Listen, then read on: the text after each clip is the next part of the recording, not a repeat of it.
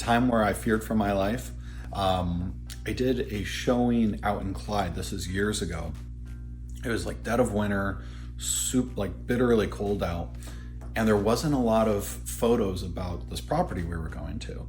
And the showing instructions were odd. It's like, hey, the seller's gonna be there. They have to be there. They have dogs. And we're like, well, that's kind of vague, but let's see what we're gonna get into.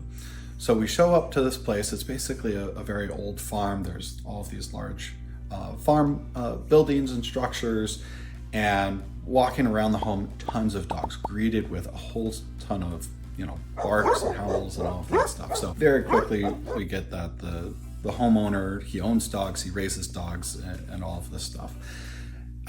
As we're viewing the outside of the property, we're going to this lower section of the barn where it's like open, and out of nowhere, this massive dog, Tibetan Mastiff, it's a massive dog, comes out of nowhere with chains and additional ropes, all wadded together. And this thing is easily 6 feet tall, just on all four legs. Massive mane and hair. This is a huge dog. I've never seen a dog like it. It comes flying up to the gate, lunges, chokes itself, and has just foamy spit flying everywhere and gnashing its teeth. And for a hot second, I'm like, if that thing just was able to get out of that, we'd be done. There's nowhere to run, there's nowhere to go.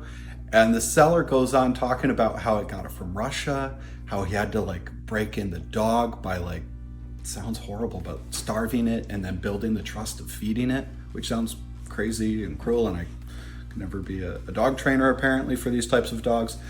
But that was probably the only time where in a hot second I was like, we're done. Because that thing was just charging full speed, and it was a beast I've never seen before. Very terrifying. We did not buy that house. It smelled like dog.